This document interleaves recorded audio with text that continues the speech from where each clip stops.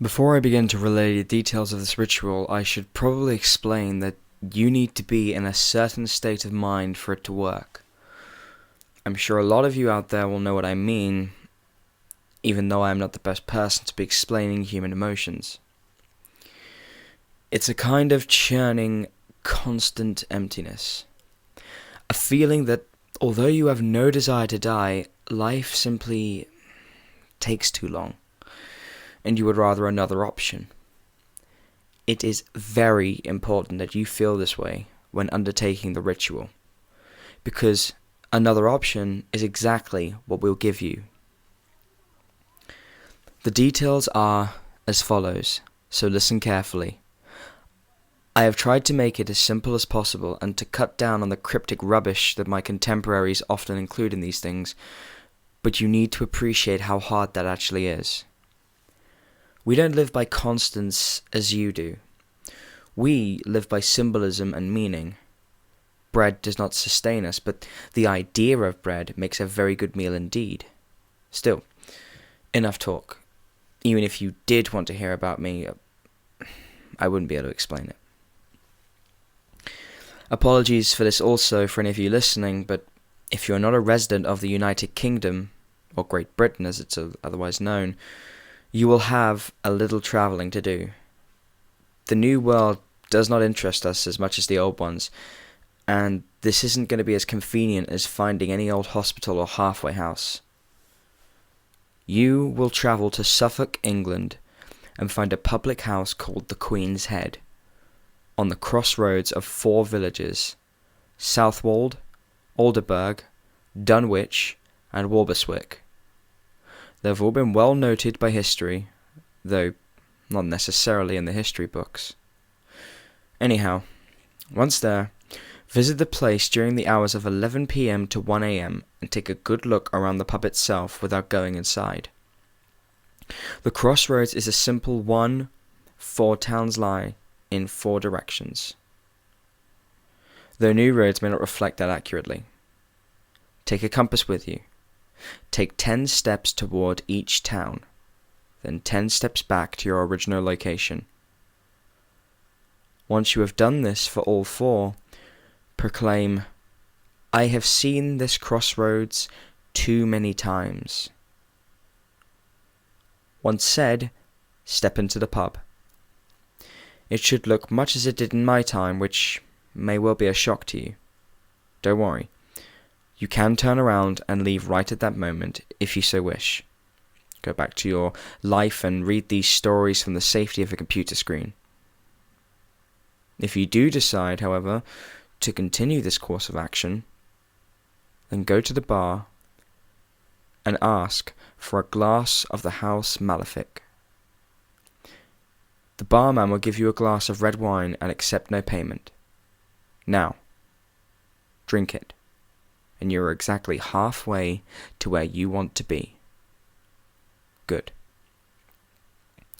Once it's gone, he will tell you that you've had enough and ask you to leave. Do as he says, for though he is a good friend of mine, he is a spiteful man with an old crow for a wife, and he delights in an excuse for a fight. When you leave, you will find a large black horse outside, mounted. It's yours now. A little gift from me to you, in gratitude for the tasks you've performed so far. The wine will have warmed you a little, I hope, for you have a long ride. It doesn't matter in which direction you travel. It never did. The roads will be old now, impossibly so perhaps, and a dense fog will cover the tracks. Plough ahead and do not deviate from the road. He may send a guard to veer from the mists to try and stop you, but keep moving. He may even send a loved one to plead that you slow down. This is a trick. It is me that he wants to stop. We have never seen eye to eye. The mists will pass, and you will see an end to the road ahead. A gorge of impossible depth. Do not stare into it. Contrary to popular belief, it doesn't gaze back, but it may hold you from your task, and neither of us want that, do we?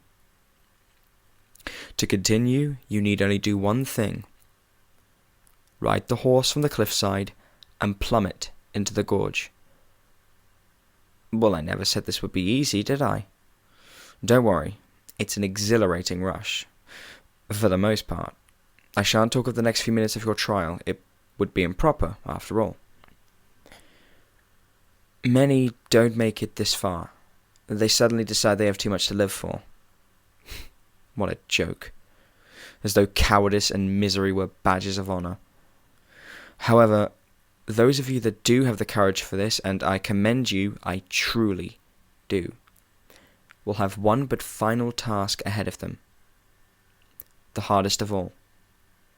He will appear to you. I've seen him before, more times than I would care to mention, and I know that this next part will be no easy task. You must deny him. He will show you your loved ones, those that have passed from life, and he will promise you a life with them. You must deny him. He will offer you bliss and release you from pain. You must deny him.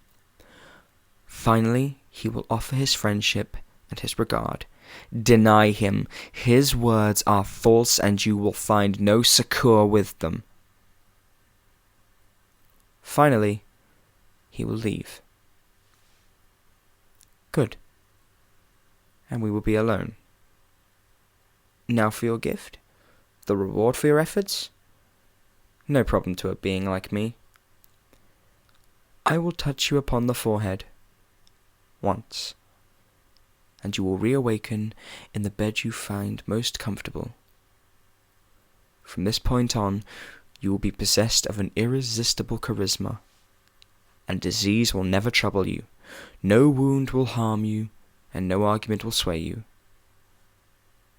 You will be one of my children, and you will recognize others I have dealt with by the black fingerprint on their forehead. The only catch? There isn't one. I'm not like him. I don't deal in punishments.